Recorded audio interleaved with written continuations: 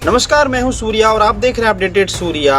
नरेंद्र मोदी 3 नवंबर 2025 को बिहार आते हैं बिहार विधानसभा चुनाव को संबोधित करने के लिए। जब वो जनता को संबोधित करते हैं अपने भाषण के जरिए तो आरजेडी पे पूर्ण रूप से बरसते हैं और क्या क्या कहते हैं हम लोग उसको गौर से सुनेंगे भी और उसका खंडन करने का प्रयास करेंगे कि कहां तक नरेंद्र मोदी सही बोल रहे हैं और उनकी बातों में कितनी सच्चाई है। वीडियो अगर अच्छा लगे तो सब्सक्राइब कीजिएगा, लाइक कीजिएगा, शेयर कीजिएगा अपने दोस्तों को और ऐसे चैनल को बचाना बहुत जरूरी है जो आपको निष्पक्ष बातें बताता हूँ। साथियों, ये वो लोग हैं जो सिर्फ और सिर्फ जंगल राज की पाठशाला में पढ़ करके ही निकले हैं। उनकी पाठशाला ही जंगल राज है, जिनकी ट्रेनिंग ही जंगल राज की रही है। वो बिहार के उद्योगों को बर्बाद करने के अलावा कुछ नहीं कर सकते। तो यहाँ पे हमारे माननीय प्रधानमंत्री श्री नरेंद्र मोदी जी बोल रहे हैं कि बिहार में जंगल राज जो है आरजेडी से आया है, लेकिन मैं उनको बता दूं कि 2025 जून तक, जनवरी से जून तक लगभग 1379 हत्याएं हुई है बिहार में। और रेप का तो पूछो ही मत, हाल फिलहाल में ही हुआ था। अनंत सिंह को अभी गिरफ्तार किया गया है दुलार चंद यादव के हत्या के आरोप में, और अनंत सिंह एनडीए से ही विधायक पद के लिए अभी लड़ रहे हैं 2025 विधानसभा चुनाव में। तो इसके बारे में आप क्या कहिएगा? अगर वो जंगल राज था तो ये भी कोई मंगल राज तो नहीं है। पुराने कारनामों को फिर याद दिलाऊंगा। यहां पड़ोस के रोहतास जिले में डालमिया नगर है, एक कस्बा अंग्रेजों के जमाने से ही एशिया का सबसे बड़ा इंडस्ट्रियल एरिया हुआ करता था। फिर कांग्रेस ने, लाल झंडा गैंग ने, आरजेडी के जंगल राज ने डालमिया नगर को तबाह कर दिया। यहां चीनी मिल थी, सीमेंट फैक्ट्री थी, कागज की फैक्ट्रियां थी, सब कुछ था। लेकिन जंगल राज में मिलों में ताले लग गए, कारखाने बंद हो गए, हजारों लोग बेरोजगार हो गए, पलायन के लिए मजबूर हो गए। साथियों, आप मुझे बताइए, जिनका रिकॉर्ड फैक्ट्रियों में ताले लगाने का हो, वो क्या नए उद्योग लगा सकते हैं क्या? खैर, कांग्रेस और आरजेडी ने जो बिहार में किया वो लगभग 20 साल पुरानी बात है और 20 सालों से बीजेपी और एनडीए की गठबंधन सरकार बिहार में चल रही है और डबल इंजन के साथ चल रही है। तो मैं आपसे पूछना चाहूँगा मोदी जी कि आपने चीनी कारखाने, सीमेंट कारखाने, आपने जितने भी उद्योगों का नाम लिया, क्या आपने उनको चालू करवाया? क्या आपने पलायन रोका? क्या आपने बिहार की स्थिति को बदलने का प्रयास किया? आपने कितने फैक्ट्री खोले हैं बिहार में? आप आंकड़ा दीजिए, हवा में बात मत कीजिए। दूसरी बात कि बिहार आज भी इतना बदतर कंडीशन में है।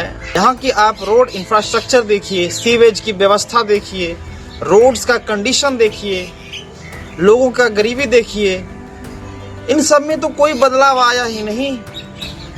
आज भी लोग 5 किलो अनाज के लिए लाइन में लग रहे हैं। तो आपने बिहार को क्या दिया है इतने सालों में? आज भी युवा लाठियां खाते हैं पटना में। बेरोजगारी इतना चरम पे है कि रोज लाठियां चलता है पटना में। तो इन सब व्यवस्थाओं का क्या, इन सब के बारे में बात कौन करेगा?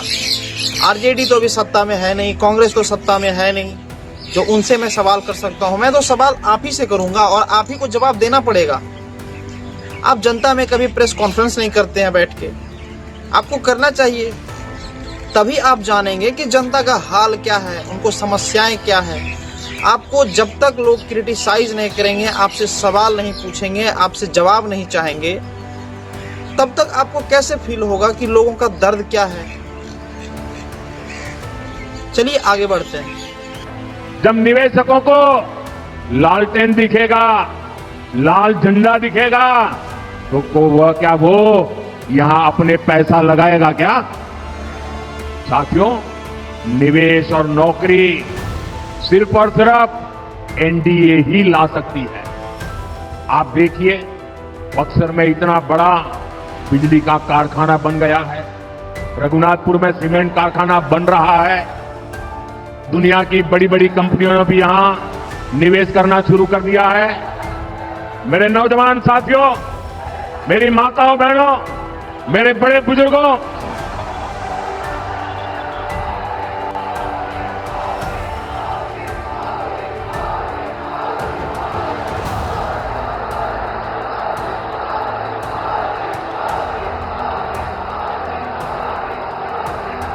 तो बक्सर में कारखाना खुल गया है और बड़े बड़े निवेशक अभी बिहार आ रहे हैं। 20 सालों के बाद अभी तक आ ही रहे हैं और पता नहीं आते आते उनको कितना वक्त लगेगा।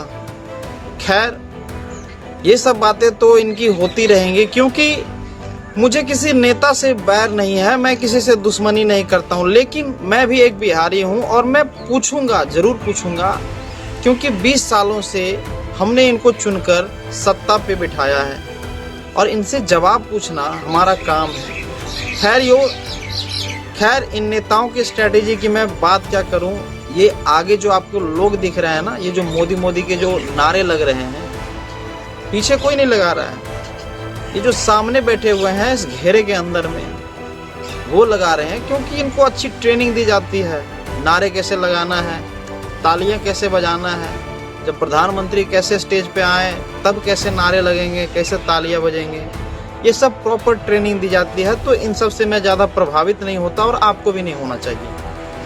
बिहार के मेरे मालिकों, मैं आपको भरोसा दिलाता हूं, आने वाले 5 सालों में यहां उद्योगों का तेज गति से विस्तार होगा।